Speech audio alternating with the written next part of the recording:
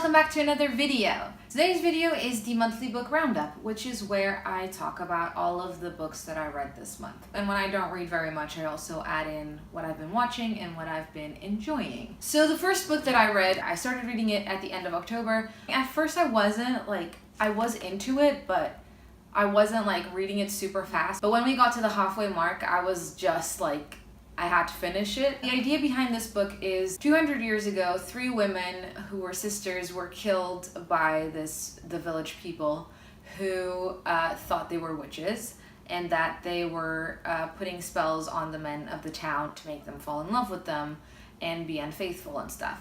So they drowned these 3 women, and basically every June after that, they basically possessed 3 girls of the town, and they each lure men or boys into the sea and drown them. It's kind of dark and a bit fantasy. I really liked it. There's a lot of plot twists. They're very well made. Every single chapter ends with a very mysterious sentence that makes you kind of what? So you have to keep reading. It's very, very good. And obviously if you're not into this kind of fantasy thing, it won't be your thing. It didn't end expectedly, and I actually really liked the way it ended. I thought it was really beautiful. So I really enjoyed this, and I think a lot of people would enjoy this as well. So then I started reading Eldest. This is the second book of the inheritance cycle, and the first book is Aragon. I read that in the summer. And I had a bit of a hard time reading Aragon because this is a really, really high fantasy. Everything is made up. Everything is in this new world. Their names are really weird. The creatures are different and weird. There's a lot of description, and the language used is really, not unusual, but it's very rich. The words that are used are not, it's not very fluid. It is hard to read. This is how far I got, right? And I still think I will get to it because I do have the third one waiting to be read. And I think I would enjoy it, but it's just so slow to read because it just takes so long. Sometimes nothing is happening, chapters and chapters you're reading and you're nothing is happening. There's just description. And then all of a sudden something will happen and I don't understand what happened because I don't find it descriptive enough. It's kind of weird, and I'm not sure about this. I don't know, maybe I'll get back to it, but I just had to put it down because it was making me not want to read, and I feel I don't want to be wasting my time reading something that I'm not enjoying. I might come back to it, but for now, meh. Then I read this one, which is called The High Mountains of Portugal, and it's by Yann Martel, who's the writer of the book The Life of Pi. I really thought the idea of the book being set in Portugal was really cool and interesting, and because he isn't a Portuguese writer. So it's set in 3 parts. The 3 parts are very loosely connected. And the first one starts in 1904, where this man who has had some very intense heartbreak borrows a car from his uncle to travel to the high mountains of Portugal in search of this lost artifact. I thought it was very funny. I saw in a lot of reviews that people didn't like the journey because it is very descriptive and it takes ages to get there. But for me, because I am from here, it just made me laugh a lot because it took him 2 days to get from Lisbon to where I live, which now takes 30 minutes. And I think that's really funny and really interesting. I liked the mention of a lot of the towns that I know. I liked the idea that Portugal was really rural at that time. It still really is. The interior is very rural. The second story is about a woman whose husband dies and they lost their son. So basically she takes her dead husband to another town to get autopsied because there are no autopsies where she lived. She carries her husband in a suitcase down to the doctor. And then the third part is this Canadian man whose wife dies, and then he feels very lost and he feels very sad, obviously. And then by accident, he kind of adopts a chimp, and then he moves to Portugal with the chimp to live. And it's very funny because I can imagine in the deep north where there's nothing, they don't even see cars very often, and this man just shows up with this chimp. I just think it's hilarious.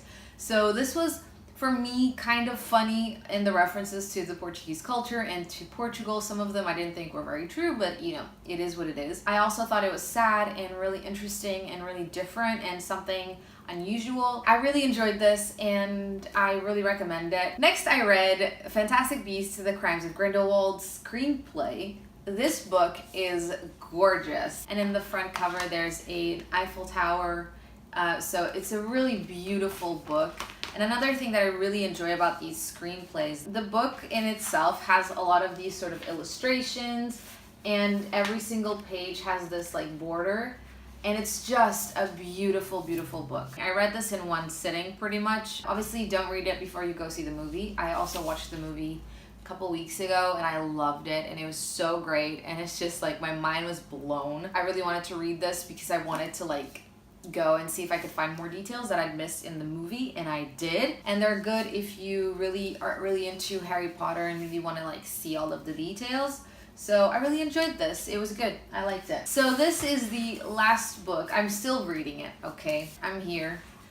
My little bookmark. So this is called The Narrow Road to the Deep North. This is the book I'm currently reading. I really wanted to finish it before the end of the month, but I just didn't. I will read you the little blurb because it's hard to explain. In the despair of a Japanese prisoner of war camp on the Burma Death Railway, Surgeon Dorigo Evans is haunted by his love affair with his uncle's young wife 2 years earlier. Struggling to save the men under his command from starvation, from cholera, from beatings, he receives a letter that will change his life forever.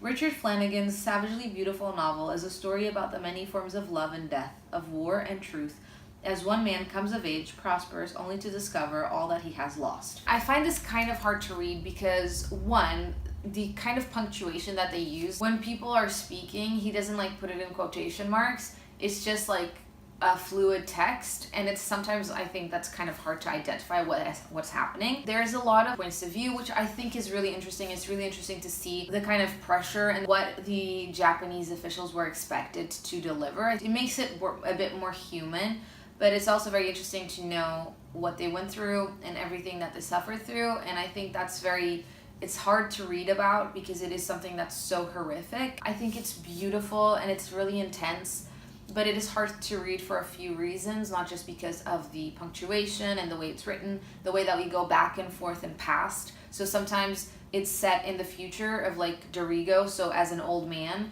Sometimes it's set during the time when he's in war. Sometimes it's set in the past before he went to war. So it's kind of like it goes back and forth, and they never tell you. I don't know. It's not a very light read. That's all the books that I read this month. It wasn't a very strong month. I hope you enjoyed this video. If you did, don't forget to leave it a like and a comment. Let me know if you've read any of these. If you're planning to read any of these, or give me some suggestions for books, because I'm always on the lookout. And please consider subscribing to my channel because that would mean so much to me. Also consider becoming a member on Patreon because you get access to exclusive videos, early access, and other things. So do check it out. Thank you so much for watching, and I will see you in the next video. Bye!